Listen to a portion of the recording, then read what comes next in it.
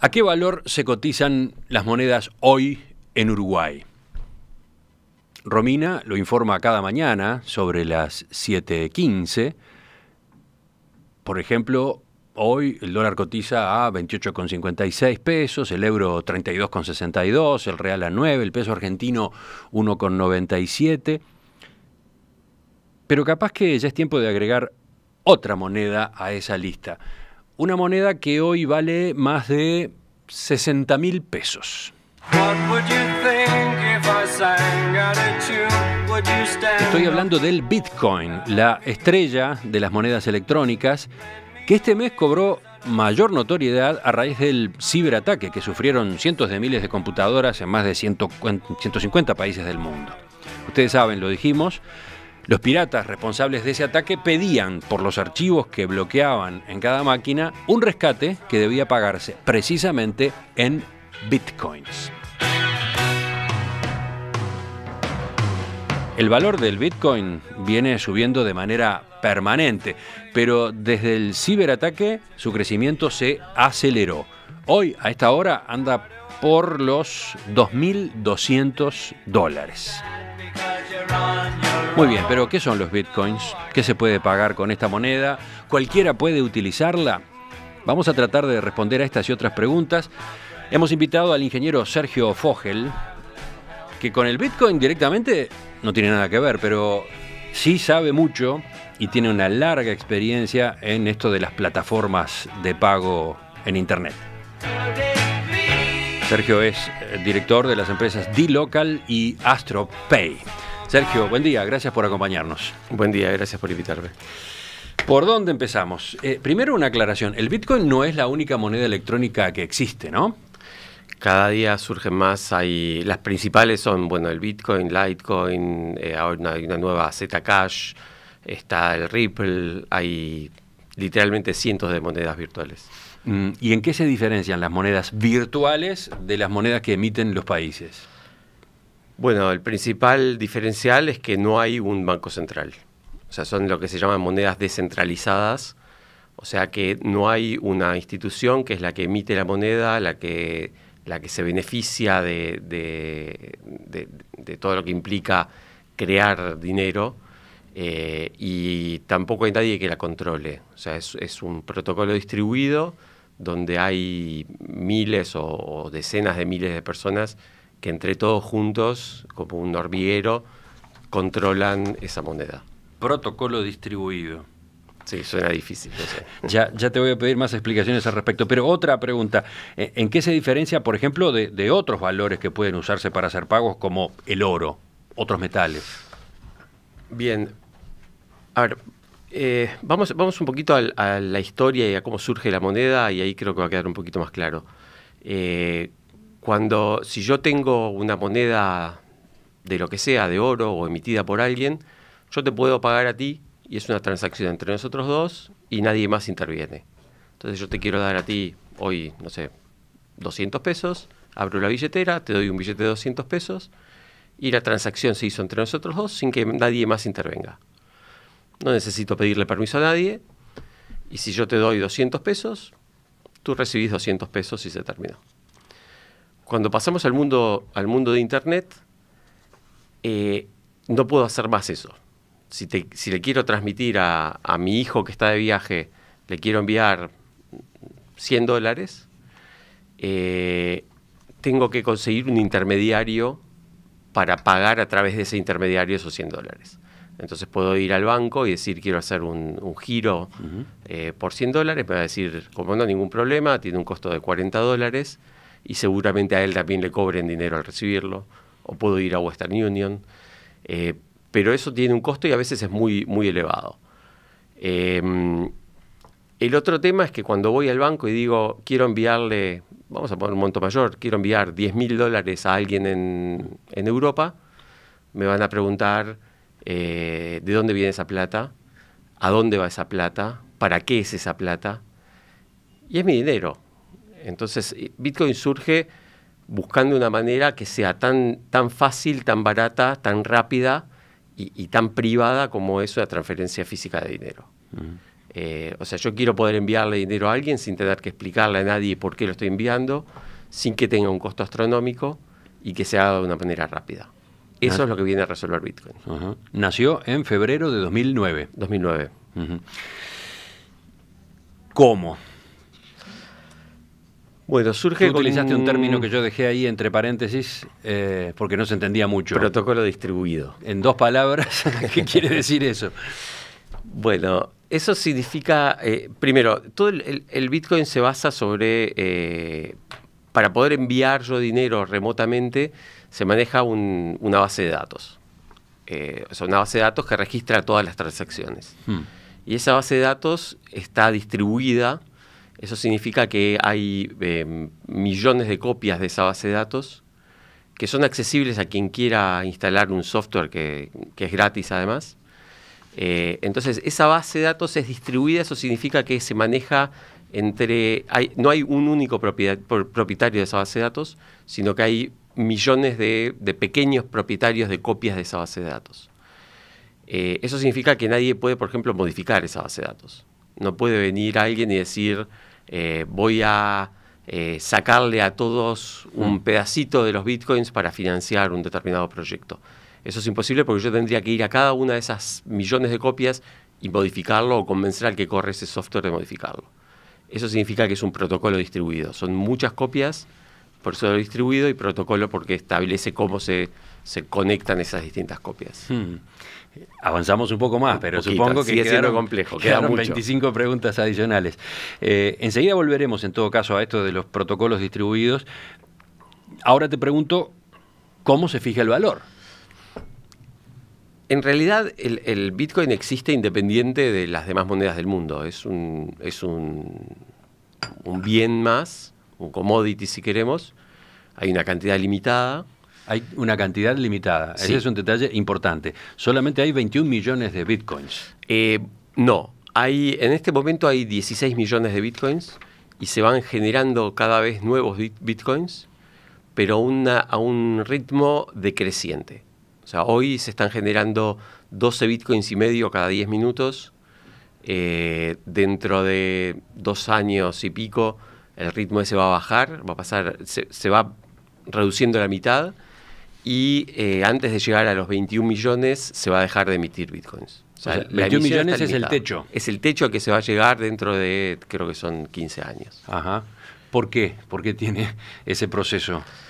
Bueno, la idea es que a diferencia de las monedas a las que estamos acostumbrados, donde normalmente la controla un gobierno, y los gobiernos, como sabemos, siempre tienen déficit y necesitan financiarse, y una de las maneras más fáciles de financiarse es echar mano a la base monetaria, o sea, emitir más plata. El inventor de Bitcoin decidió que iba a haber una cantidad limitada de dinero, se iba a ir aumentando, pero a un ritmo cada vez menor, pero se iba a evitar eso de que alguien pueda echar mano y cuando un gobierno emite dinero, lo que hace es que el dinero que tenemos todos en el bolsillo valga menos. En el caso de Bitcoin eso está topeado y la idea es que en determinado momento deje de aumentar la base monetaria. Ese es un aspecto revolucionario, uno de los tantos que tiene el Bitcoin. Uno de los tantos, es un aspecto sí, bastante particular. ¿Quién creó el Bitcoin? La respuesta fácil es que lo creó Satoshi Nakamoto. Ahora, pero ese puede ser un nombre inventado, ¿no? Hay todo tipo de especulaciones sobre ese nombre. Hay muchas especulaciones, no se sabe quién es Satoshi Nakamoto. Se cree, bueno, sin duda que es una persona o un grupo de personas que sabe mucho de tecnología y de criptología en particular.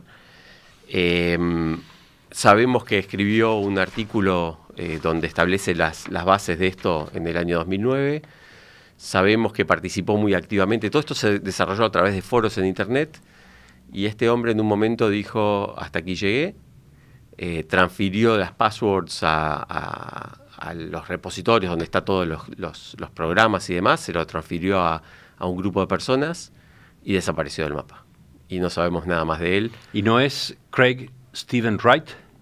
Porque en mayo de 2016, este empresario australiano dijo en una entrevista con distintos medios de comunicación, la BBC, The Economist, etcétera, que él es Satoshi Nakamoto. Sí, hay una manera muy fácil de demostrar, de que alguien demuestre sin lugar a dudas que él es Satoshi Nakamoto. La manera que tiene es, dentro de Bitcoin hay lo que se llaman billeteras. Hay una billetera que existe desde el origen de Internet, desde la transacción número 1. Tiene una cantidad muy importante, tiene cerca de 1 millón de Bitcoins. Alcanza con que, si alguien quiere demostrar que es Satoshi Nakamoto, que envíe una milésima de Bitcoin de esa billetera y ahí ya queda demostrado fehacientemente. Y sin embargo, este hombre no lo hizo. Entonces, pero este hombre demostró tener un conocimiento muy profundo. Sin dudas, sí. Demostró tener un conocimiento muy profundo. De ahí a que sea realmente Satoshi Nakamoto, hay fuertes sospechas de que no lo es. Y por lo tanto, se mantiene el misterio. Se mantiene sí, hace 2 o 3 años, cuando fue relanzada la revista Newsweek, dijeron que encontraron a Satoshi Nakamoto, que era una persona que vivía en California, que se llamaba increíblemente Satoshi Nakamoto. Y bueno, o sea, lo sacaron como artículo de portada. Y luego este hombre dijo que él no sabía nada, que no entendía nada, que no tenía nada que ver con todo esto. O sea, se puede hacer una película bastante interesante con el tema de quién es Satoshi Nakamoto. Ahora, es notable que, teniendo en cuenta ese origen difuso, misterioso, sumado a todo lo que venías describiendo recién, el Bitcoin se haya ido imponiendo y se confíe en el Bitcoin como moneda, ¿no? Sí, o sea, tú preguntabas antes quién fija el precio del Bitcoin. La realidad es que lo fija el mercado, es una cuestión puramente de oferta y demanda. Y bueno, como fue la primera moneda, fue la que se impuso, hoy es la más grande en términos de lo que se llama capitalización de mercado. O sea, el valor de todos los Bitcoins es mayor que la suma de todas las demás criptomonedas juntas. Y bueno, y la realidad es que lo principal que ha hecho que se imponga es la prueba del tiempo, ¿no? Ya lleva, ¿cuánto van? 8 años. Ha superado de todo, ha superado fraudes, fraudes a empresas que se dedican a compra y venta de bitcoins, ha superado el escepticismo de la gente y bueno, al final del día eso es lo que hace que la gente de a poco vaya ganando confianza. El mercado la ha validado, de hecho. El mercado la ha validado, bueno, y la prueba es el precio, ¿no? Donde la gente hoy en día se siente muy confiada poniendo el dinero y depositando, de hecho, ahorros dentro de esa moneda, ¿no? Vamos a ver ese tipo de preguntas enseguida. Seguimos conversando con el ingeniero Sergio Fogel, que está ayudándonos a entender qué es el Bitcoin, sobre todo a partir del protagonismo que ha adquirido en estas últimas semanas. Creo que hemos avanzado con las primeras preguntas y las primeras respuestas. Ha sido bastante claro, más allá de que el asunto es complejo, obviamente. Sigamos entonces. ¿Cómo se hace para comprar bitcoins? ¿Yo puedo ir ahora, dentro de un rato, cuando termine el programa, y comprar un bitcoin? Sí, no es tan fácil. Recordemos que en todo lo que es el mundo financiero tenemos regulaciones. La compra y venta de bitcoins, así como la compra y venta de dólares, por ejemplo, se hace en una casa de cambios. La compra y venta de Bitcoin se hace en lo que se llaman exchanges, que es el equivalente exacto de una casa de cambio. Hay un precio de compra, un precio de venta. Los cambios estos normalmente son online, pese a que ha habido algún intento de hacerlo, digamos, a través de un cambio físico. Y el principal tema es que, como sabemos, todos los mercados financieros están muy regulados, existen limitaciones de todo lo que tiene que ver con prácticas anti-lavado de dinero y demás, y los que están regulados son los exchanges, los cambios de Bitcoin. Entonces podés ir a abrir una cuenta en Xapo o en Bitstamp o uno de los cientos de exchanges que hay. Te van a pedir información acerca de tu pasaporte, tu prueba de residencia y demás. Luego envías dinero y cuando tenés el dinero ahí puedes cambiar dólares por bitcoins y viceversa. O sea que ahí sí figura la regulación, ahí sí se hace presente la regulación en el mercado de cambios al que uno recurre. Exactamente, hay regulación al entrar y al salir pero no en los movimientos dentro del Bitcoin. De eso vamos a hablar enseguida. Así que entonces, en principio es posible. Cualquiera puede, en teoría, comprar Bitcoins. Sigue siendo más que un poquito, sigue siendo mucho más complejo que comprar dólares en el cambio de la esquina, pero sí, cualquiera puede comprar o vender. Los piratas informáticos que hackearon sistemas en buena parte del mundo hace 2 semanas, cuando le notificaban al propietario de la computadora de que le habían bloqueado sus archivos, le daban una dirección en Internet donde ir a comprar los Bitcoins para pagar el rescate. Esa era una de las fórmulas, entonces. En realidad, te daban una dirección a dónde enviar los Bitcoins y creo que te decían algunos ejemplos de lugares donde podías comprar Bitcoins. En Bitcoin se maneja lo que le llamamos billeteras virtuales, que son como si fuera una dirección de correo electrónico a donde enviar el dinero. Lo único es un número bastante largo. Y ellos decían, envíame el dinero a una de estas 3 direcciones. Algo bastante particular en el Bitcoin es que todos los movimientos de dinero entre billeteras quedan registrados en esa base de datos pública que dijimos. Entonces nosotros hoy podemos mirar en Internet y ver qué pasó con esas direcciones. Y allí tenemos una idea de qué entidad tuvo el fenómeno de secuestro de archivos, ¿no? ¿Cuánta gente pagó? O mejor dicho, ¿qué volumen de dinero se utilizó para liberar archivos? ¿Qué dice esa estadística? La última vez que lo chequeé, que fue creo que el viernes, habían recibido en total un poco más de $100.000, más o menos $110.000, que es mucho dinero, pero en comparación con el lío que armaron a nivel mundial parece muy, muy poco, y no se retiró ni un solo peso. O sea, ese dinero sigue ahí en esa cuenta, es bastante llamativo. Me imagino que esta gente ahora va a tener bastante cuidado a la hora de sacarlo, porque es donde se expone. O sea, si el día de mañana van a cambiar eso por dólares, es donde se exponen a ser atrapados por las autoridades, ¿no? Se metieron en un lío. ¿Cómo zafan de esa? Porque ahora veremos justamente la reserva que caracteriza a las transacciones con Bitcoins, pero en algún momento terminan exponiéndose ellos, ¿o no? No sabemos, hay que ver qué es lo que hacen. No sé si el plan de ellos será, no sé, tal vez no lo pensaron, tal vez tienen algún plan que todavía no lo hemos visto, comprar con esto algún bien o algún servicio, o cambiarlo, no sabemos. No sabemos, pero sí, ese es el principal tema. O sea, tienen una billetera que está marcada en todo el mundo como el destino de todos esos secuestros, el pago de los rescates, digamos. Una más para cerrar este bloque. ¿Cómo ha evolucionado el valor del Bitcoin desde que nació, en estos 8 años? Ha fluctuado. Fluctúa mucho, ¿no? Yo estoy mirando alguna de las páginas en Internet donde está la cotización minuto a minuto. Yo qué sé, entre ayer y hoy nomás ha tenido cambios importantes. Sí, a ver, en los años que pasaron, yo diría que tuvo varios ciclos de subas bastante fuertes, derrumbes, después un periodo de más o menos estabilidad, otra vez una suba, otra vez un derrumbe, pero siempre con una tendencia muy fuerte al alza, ¿no? No sé llamarle burbuja, pero la gran suba anterior llegó más o menos hasta 1200, de ahí se derrumbó y bajó al nivel de más o menos 300. De 300 fue subiendo de a poco, hasta el año pasado estuvo todo el año en el entorno más o menos de $800.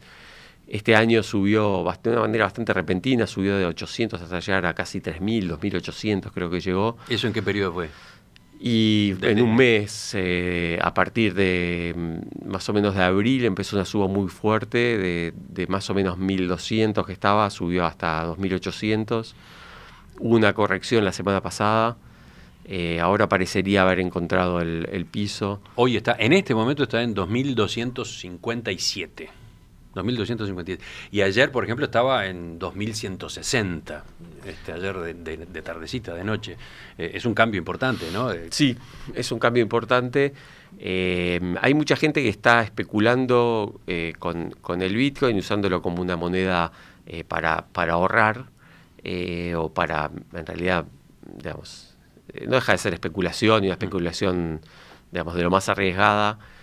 Hay mucha gente que sostiene que es lo que va a sustituir al oro como moneda de reserva a prueba de recesiones, de crisis, de guerras, de distintas catástrofes. Es muy difícil saberlo. Lo cierto es que quienes invirtieron en bitcoins, no sé, hace un año, hicieron un muy buen negocio. Sí. Eso está clarísimo. Eso está clarísimo.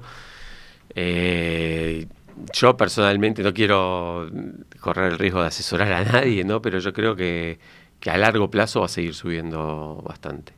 Tengo cantidad de preguntas de los oyentes. Vamos a una pausa y después de ella continuamos en diálogo con Sergio Fogel, entendiendo qué son los bitcoins y qué futuro tienen. Si les hablo de bitcoins, ¿ustedes saben a qué me refiero? Seguramente algunos, muchos, sí. Es un término que se utiliza desde hace ya 8 años. Otros quizá lo hayan escuchado por primera vez este mes, a raíz del ciberataque que sufrieron miles de computadoras en el mundo. Los autores de ese ataque exigían una cifra en bitcoins para liberar el uso de los archivos digitales que habían encriptado. Casualmente, desde entonces, la suba del valor del bitcoin se aceleró. Hemos invitado al ingeniero Sergio Fogel para que conteste nuestras preguntas y las de los oyentes sobre el bitcoin. Él ha aceptado. Le agradezco mucho realmente, porque supongo que no es fácil traducir esto, ¿no? O tener la habilidad de traducir todo esto a términos más o menos comprensibles. Creo que estamos haciéndolo, creo que estamos lográndolo. Sergio es cofundador y director de 2 empresas, dLocal y AstroPay, que justamente tienen que ver con pagos digitales, plataformas de pago, ¿no? Sí. Por ese motivo y por otros en su historia conoce esto de los bitcoins, pero no estás en el mundo bitcoin estrictamente. ¿No habrás sido el creador de los bitcoins? No cuentes a nadie. No, pero estás familiarizado desde que arrancaron prácticamente.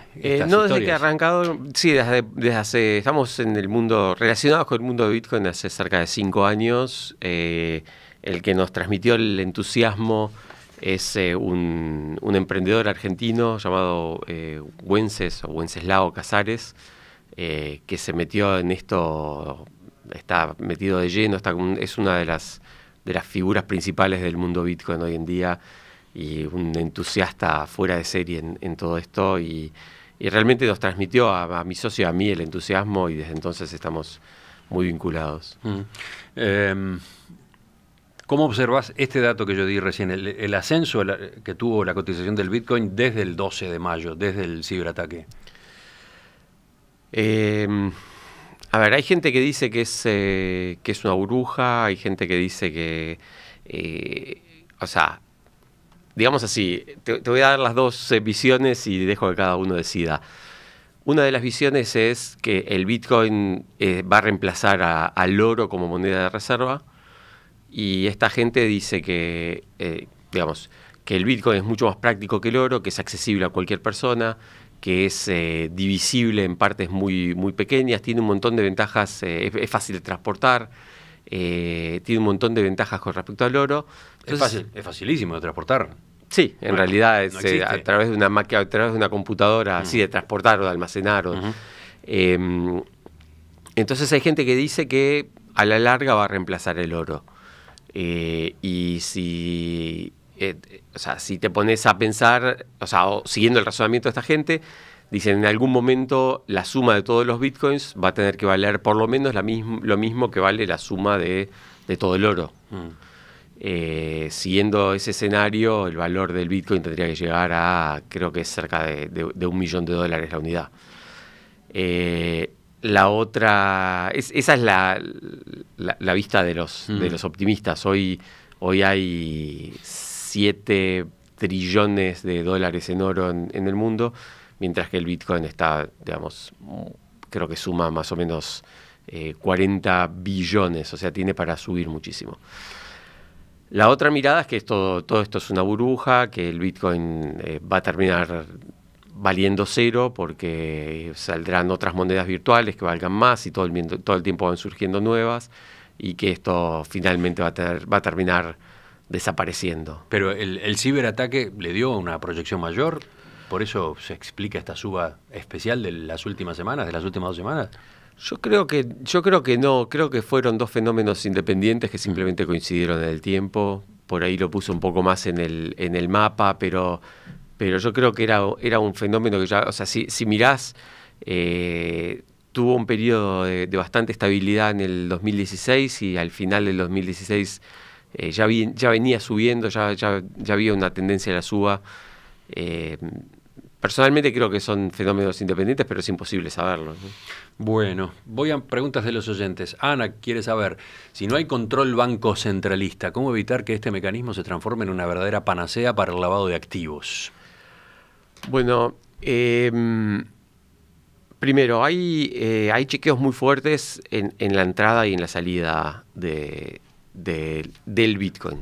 O sea, cuando yo voy a comprar Bitcoins, me van a pedir demostrar de dónde viene el dinero, y cuando voy a convertir Bitcoins en dinero, lo mismo. Esa es una parte de la historia. La otra parte, volviendo al caso de este muchacho que hablábamos, Wences, ellos tienen una empresa dedicada a Bitcoin en Estados Unidos, y un día recibieron una visita de la CIA que les pedía entender un poco más cómo funcionaban ellos. Y lo que le decía a la gente de la CIA es: para nosotros esto es muchísimo mejor que el dinero en efectivo, porque nosotros podemos rastrearlo, podemos ver todos los movimientos, y hoy en día una agencia como es la CIA, la NSA y demás, tienen la capacidad de poder identificar. O sea, yo puedo ver todos los movimientos, no sé de quién es cada una de las billeteras. La CIA decía: nosotros sabemos cuáles son las billeteras de los chicos malos. Un oyente casualmente preguntaba hace un rato en un mensaje de texto, ¿y si Satoshi fuese la CIA o la NSA? Es una de las teorías, y hay otra de las teorías que es que esta gente que maneja esta base de datos distribuida, si alguien controlara un porcentaje muy alto de esa base de datos, podría hacer lo que quisiera. Y eso requiere tener una capacidad enorme de cómputos, y la realidad es que la CIA y la NSA tienen una capacidad enorme de cómputos. Es una de las tantas teorías especulativas que hay alrededor del tema. ¿Quiénes son los mineros? Este es un término de la jerga Bitcoins. Los mineros son los encargados de manejar esa base de datos distribuida, y la retribución que reciben a cambio de eso es que van recibiendo esos Bitcoins que se generan cada 10 minutos, se le atribuyen a los mineros. Ajá. ¿Y los mineros de dónde salen? ¿Se anotan? ¿Son voluntarios? ¿Cómo es eso? Cualquiera puede ser minero. Ser minero implica tener una computadora corriendo un programa, y básicamente es como si hubiera una especie de sorteo entre todos los mineros de esos bitcoins que se generan cada 10 minutos. Y en realidad no es un sorteo por sí, pero es como si lo fuera, y la cantidad de números de ese sorteo que recibís es proporcional a cuánta capacidad de cómputo le pone cada uno.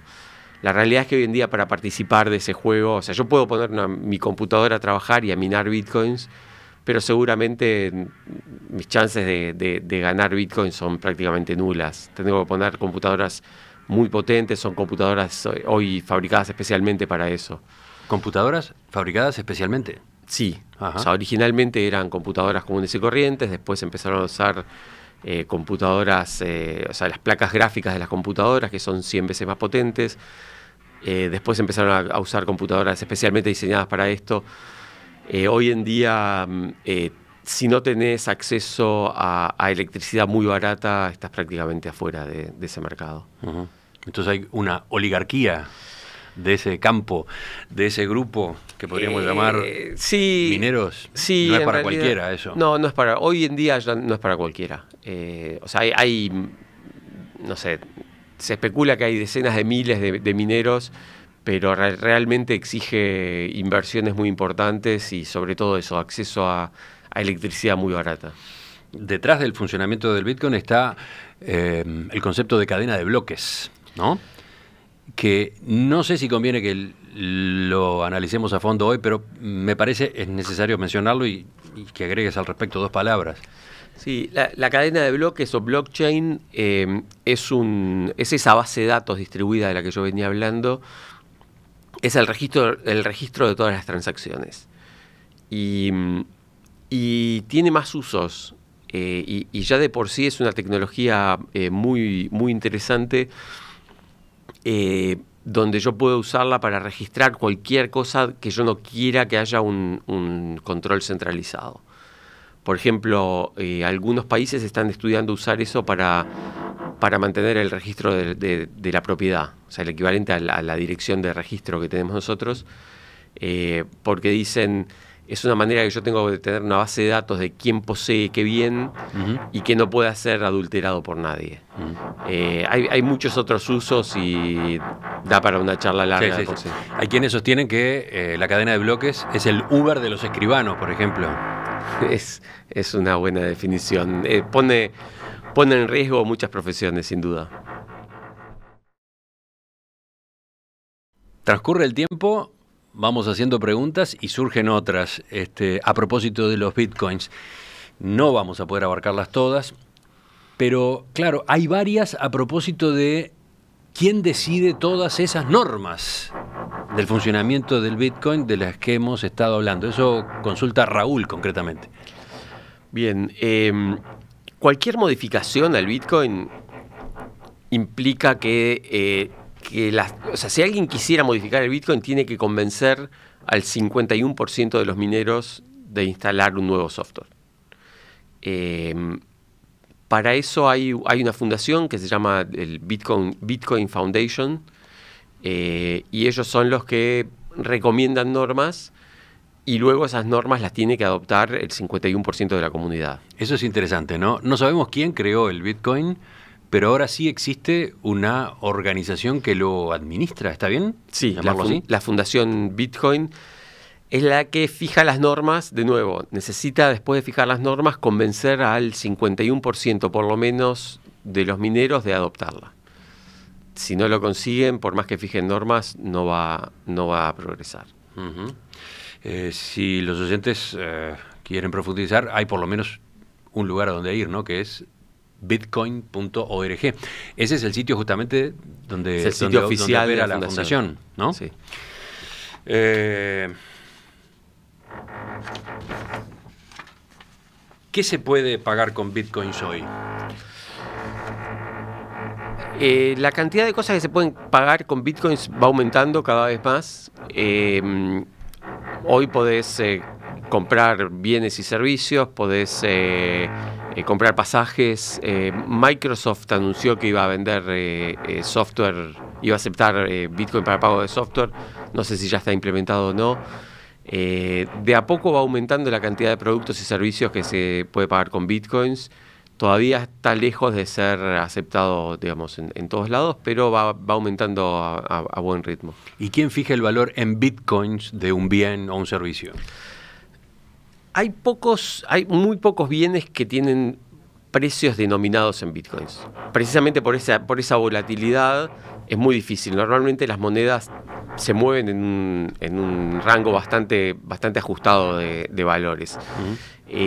Normalmente alguien dice, bueno, yo voy a vender, no sé, un pasaje aéreo, por ejemplo, sale $1.000, acepto que me pagues en Bitcoin, y te van fijando el precio cuántos Bitcoins son, va variando prácticamente que minuto a minuto. Ese es el mecanismo más habitual. Pero entonces, ¿qué es lo que hay que entender? Que el precio es un precio en dólares y el precio en dólares se traduce a Bitcoin, así, digamos. Exactamente. ¿No? Sí. Ese sería el mecanismo, punto. Sí. El equivalente en bitcoins de tantos dólares. Exacto. Este pasaje vale $1.000, acepto que me pagues en Bitcoin, el precio varía según la cotización del momento. Y para ir cerrando por hoy, bajemos a tierra en Uruguay. ¿Qué pasa en nuestro país concretamente? En nuestro país hay bastante gente vinculada al tema bitcoins. Ha habido varios emprendedores que hicieron emprendimientos relacionados con eso. En general están trabajando más hacia afuera que dentro del país, pero hay varias empresas que han hecho desarrollos interesantes. Pero, por ejemplo, acá en Uruguay, ¿existe el comercio en bitcoins? Muy poco. Había precisamente acá al lado de tus estudios un lugar que vendían bitcoins. No sé si sigue existiendo, me parece que ya no. Acá en el edificio al lado. No sé si está todavía. Independencia. Hubo una empresa que intentó hacer una especie de cajeros automáticos donde ingresabas dinero y te entregaba bitcoins. Hicieron el desarrollo, creo que en Uruguay no instalaron ninguno, tenían un piloto, finalmente creo que se instaló en otros países. Digamos, hay gente que se dedica, pero está como en una especie de núcleo bastante cerrado y bastante enfocado hacia afuera. ¿Qué pasa con el Banco Central y el Bitcoin? Lo pregunto porque hay países donde directamente se lo ha prohibido, ¿no? Hay países donde se lo ha prohibido, otros países optaron por considerarlo como si fuera una moneda más, con todo lo que eso implica. Por lo que tengo entendido, Uruguay optó por ahora no regularlo y mantenerse alerta a la espera de cómo evoluciona y qué hacen otros gobiernos. ¿Los bancos qué actitud tienen ante los bitcoins?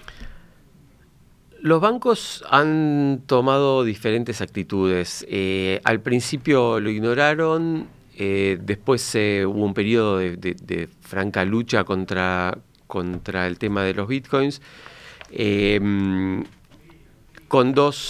dos lecturas sobre la lucha esta. Una lectura es que luchan contra el bitcoin porque lo consideran como una manera de evadir los controles de lavado de dinero. Y la otra mirada es que los bancos le tienen miedo porque amenaza a su posición como bancos. Y en el último tiempo, muchísimos bancos han decidido adoptar las tecnologías de blockchain. Y vemos hoy realmente muchas iniciativas de ese tipo. Hace una semana y pico, el banco JP Morgan, que es uno de los principales del mundo, decidió adoptar los protocolos de Zcash, que es otra de las monedas. Visa, que está muy vinculada con los bancos, creó su propio blockchain, lo anunció hace un año y pico en una conferencia de FinTech. Entonces, como que hoy en día parecería que la actitud de los bancos es unirse a esta ola, pero tratar de tener su propio blockchain y controlarlo, lo cual en realidad es paradójico porque va contra la propia filosofía del blockchain. La idea del blockchain es que nadie lo controla y los bancos están diciendo vamos a hacer nuestro propio blockchain. Veremos qué es lo que pasa. En Perspectiva, periodismo con vocación de servicio público. Pregunta a un oyente, porque las especulaciones siguen. ¿Es posible que los piratas informáticos hayan comprado bitcoins antes del ataque y ahora que esa moneda subió no necesitan cobrar los rescates? Y en algún momento tienen que hacer algo con eso, ¿no? Sergio Fogel, gracias por acompañarnos esta mañana. Creo que dimos un paso adelante en la comprensión de este fenómeno, pero quedan varios capítulos sobre los cuales seguir trabajando, así que capaz que en otro momento te invitamos de nuevo o invitamos a otros de tus colegas vinculados al tema en Uruguay, ¿de acuerdo? Con mucho gusto. Ya seguimos, viene la mesa de este jueves.